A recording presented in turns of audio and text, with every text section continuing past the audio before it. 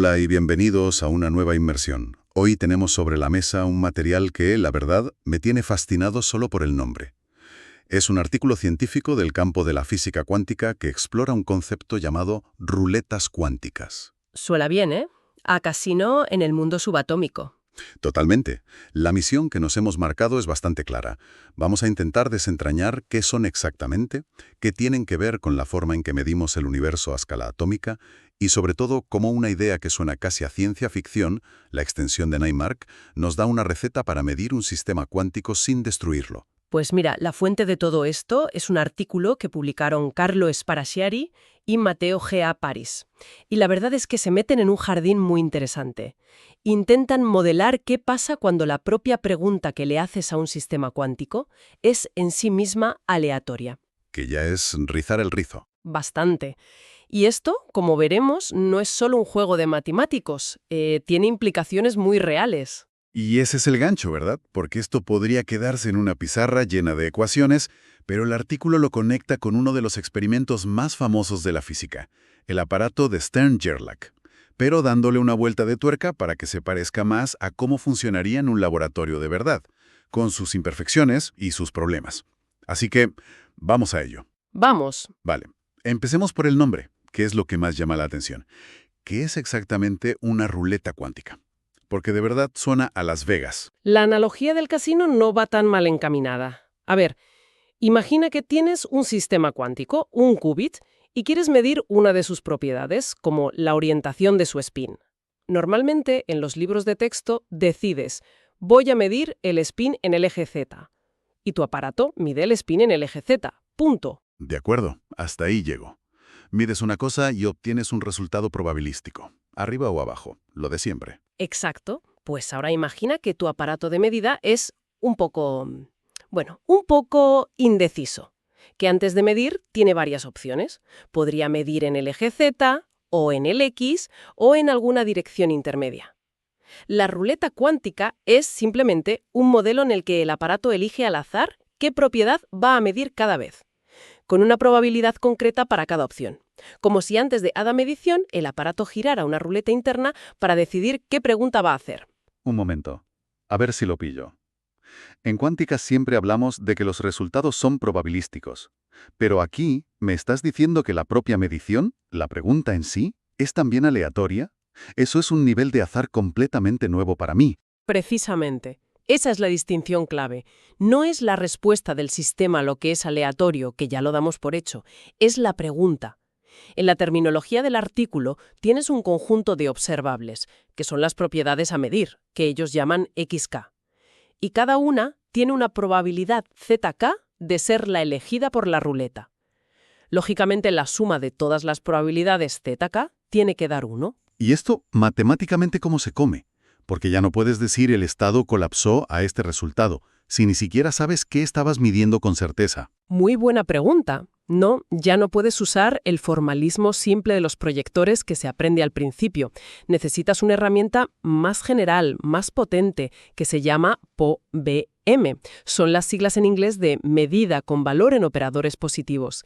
Cada posible resultado de esta medición ruleta se asocia a un operador de esta POVM, que el artículo llama pi. X.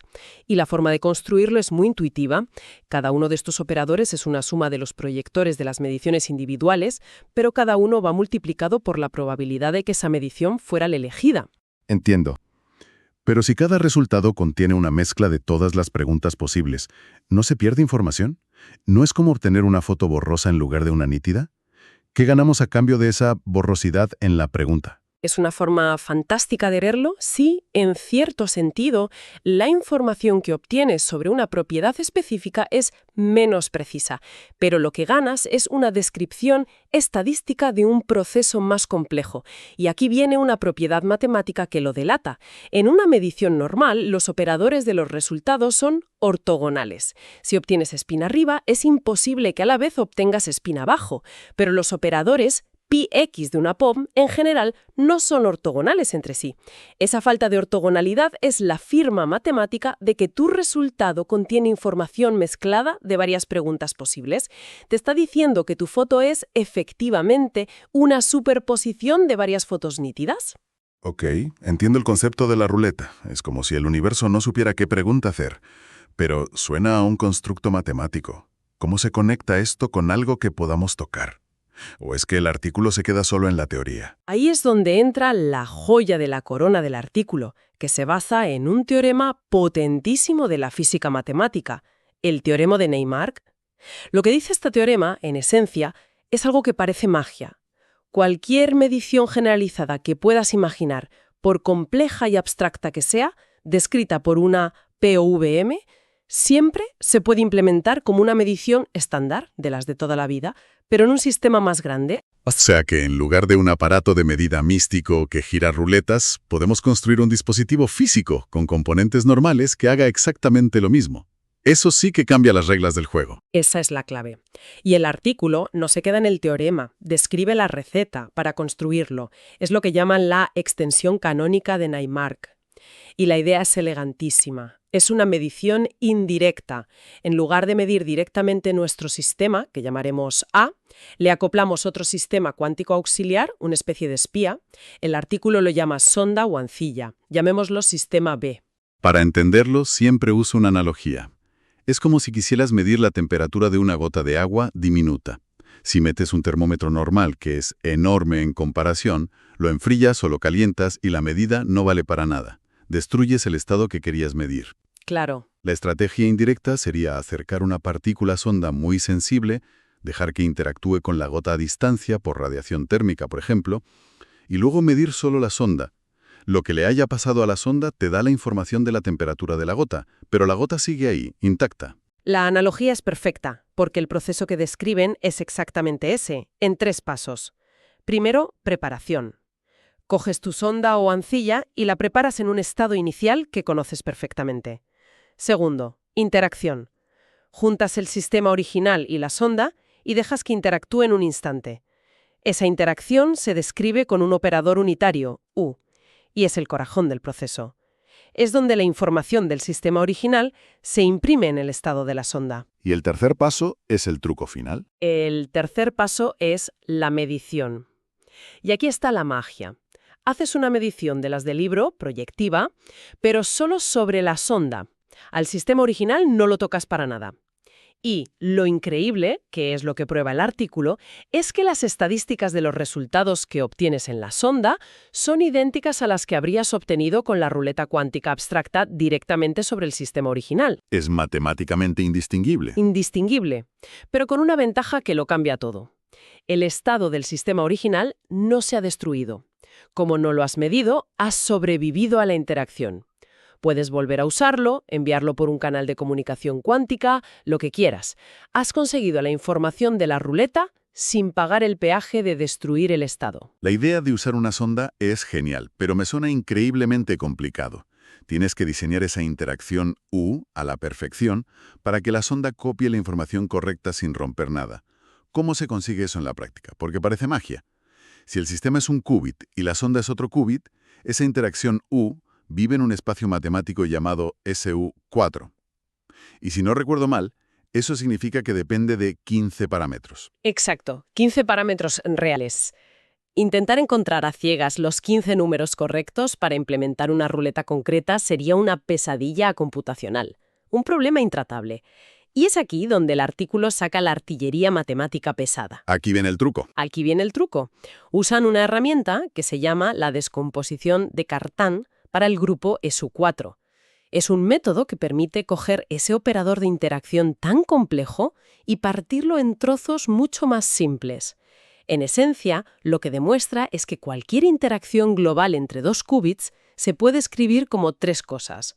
Una operación que actúa solo en el primer qubit, otra operación que actúa solo en el segundo y un núcleo de interacción, de entrelazamiento, que actúa sobre los dos a la vez.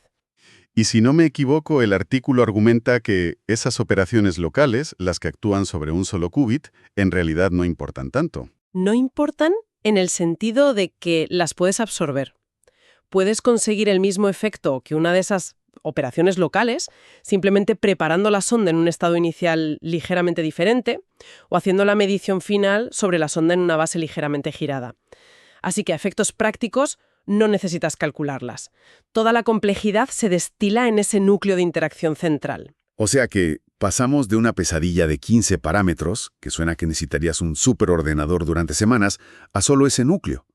¿Y de cuántos parámetros depende ese núcleo? Depende de solo 3. Y eso sí es manejable.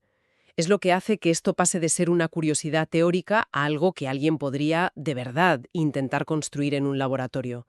La complejidad del problema se desploma. El artículo incluso explica cómo acotar la búsqueda de esos 3 parámetros a una región muy pequeña, un tetraedro en el espacio de parámetros, lo que lo hace computacionalmente factible. El número total de parámetros que hay que encontrar para toda la receta pasa de 19, que eran 15 de la interacción más 4 para definir la sonda y su medida, a solo 7. 3 del núcleo de interacción y los mismos 4 de la sonda. Es una simplificación brutal. Vale, tenemos la teoría y la herramienta matemática que lo hace posible. ¿Lo llevan a la práctica con algún ejemplo? Sí, claro. Se centran en lo que llaman ruletas cuánticas de Pauli, que usan las famosas matrices de Pauli, las herramientas básicas para describir el spin de una partícula, y proponen el caso más sencillo posible, pero que ya tiene mucha miga. Una ruleta con solo 2 opciones. O bien mide el observable sigma 1, el spin en el eje X, con probabilidad z, o bien mide el observable sigma 3, el spin en el eje z, con probabilidad 1 menos z. La ruleta más simple que se te pueda ocurrir. Una moneda al aire, pero trucada con esa probabilidad Z. Exacto. Pero lo importante es que no solo lo proponen, lo resuelven de principio a fin. Encuentran las expresiones analíticas, las ecuaciones exactas, para los 7 parámetros que necesitas para construir esta ruleta con el método de Naimark. Dan la receta completa. O sea, no es una prueba de esto se podría hacer. Es un manual de instrucciones. Le están diciendo a un físico experimental, si quieres construir este aparato, tienes que preparar tu sonda en este estado excepto, luego aplicar esta interacción precisa entre tu sistema y la sonda, y finalmente medir esta propiedad en la sonda. Y si lo haces, habrás implementado esta medición de spin aleatoria sin destruir el estado original. Exactamente eso. Te dan el plano completo del dispositivo, todo definido en función de esa probabilidad Z. Es una solución completa.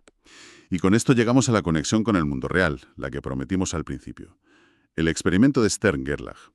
Para que no lo recuerde, es el montaje clásico donde lanzas un haz de átomos de plata a través de un imán con una forma especial, que crea un campo magnético no homogéneo, y el haz se separa en 2, demostrando que el spin está cuantizado. Es el experimento que está en el capítulo 1 de todos los libros de cuántica. Pero siempre se presenta de una forma idealizada. Se asume que el campo magnético apunta perfectamente en la dirección Z sin desviarse un ápice. Y claro, en un laboratorio real eso es imposible. Los imanes vibran, la corriente que los alimenta fluctúa. El campo magnético tiembla un poco, no está quieto. Justo. Su dirección fluctúa aleatoriamente en torno a la dirección Z. Y aquí es donde el artículo hace una conexión brillante. Modelan esta situación, esta imperfección, como una ruleta cuántica continua. Continua. ¿En qué sentido? En que la ruleta ya no elige entre 2 o 3 opciones discretas. Ahora puede elegir cualquier dirección en un pequeño cono alrededor del eje Z. El artículo asume que esas fluctuaciones siguen una distribución de probabilidad gaussiana. Es decir, lo más probable es que el campo apunte casi perfectamente en la dirección Z, pero hay una pequeña probabilidad de que se desvíe un poquito hacia cualquier lado. Ya veo. Entonces cada átomo que pasa por el imán, en un instante de tiempo diferente, ve un campo magnético que apunta en una dirección ligeramente distinta. Medir el spin con este campo tembloroso es, en la práctica, idéntico a tener una ruleta que elige de forma continua y aleatoria el eje de medición. Has dado en el clavo. Y aquí está la belleza del enfoque. Una imperfección experimental, lo que normalmente llamaríamos ruido y trataríamos de eliminar, se convierte en un proceso físico bien definido que podemos describir con el formalismo de las ruletas cuánticas. El ruido deja de ser un estorbo para ser un modelo matemático preciso. Entonces estamos diciendo que lo que antes era un fallo del equipo, ahora lo podemos tratar como parte del modelo físico. Ese es un cambio de mentalidad importante. Totalmente.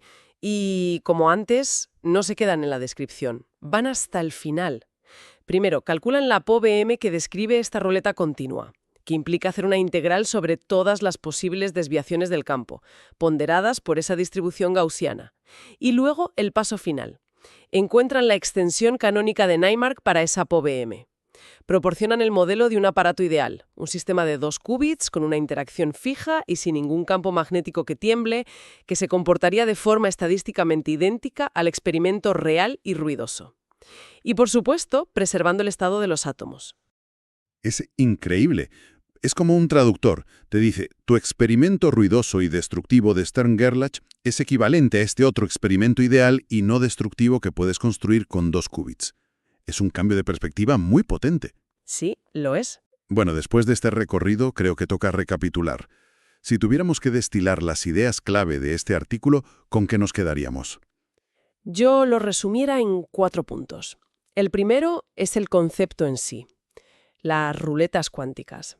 Son un formalismo, una herramienta matemática, que nos permite describir de forma rigurosa situaciones que ocurren en la realidad, donde la propia pregunta que se mide es aleatoria. El segundo punto, supongo, es la solución a ese problema. Exacto. La extensión canónica de Naimark es la gran aportación práctica. No es solo un teorema, es una receta, un plano de ingeniería para construir un dispositivo físico que realice estas mediciones complejas de forma indirecta, usando una sonda y con la ventaja fundamental de no destruir el estado cuántico que estás midiendo. El tercer punto sería el que hace que todo esto no sea ciencia ficción. Sí, la viabilidad.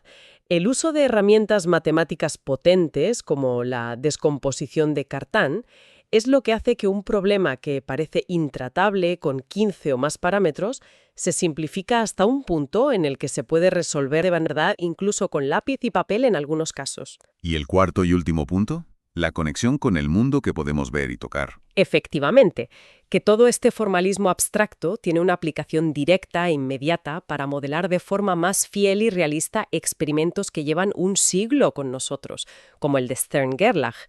Nos permite coger el ruido y las imperfecciones, que siempre están ahí, y meterlas dentro de nuestro modelo cuántico de una manera elegante y predictiva. La verdad es que me ha quedado mucho más claro. Es una de esas ideas que te cambian un poco la perspectiva sobre cómo funciona el mundo a esa escala. Muchas gracias por guiarnos en esta inmersión. Un placer, como siempre. Y para terminar, una reflexión. La capacidad de medir un sistema cuántico sin destruirlo es una de las piedras angulares de tecnologías como la computación y la comunicación cuánticas. Este trabajo nos da un mapa muy detallado para conseguirlo, incluso cuando la propia medición es aleatoria. Y esto nos deja una pregunta en el aire. Si podemos modelar e incluso implementar el ruido de un experimento como una medición controlada y no destructiva, ¿podríamos algún día darle la vuelta a la tortilla?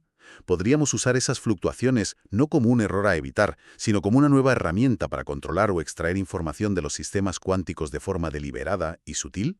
Ahí lo dejamos.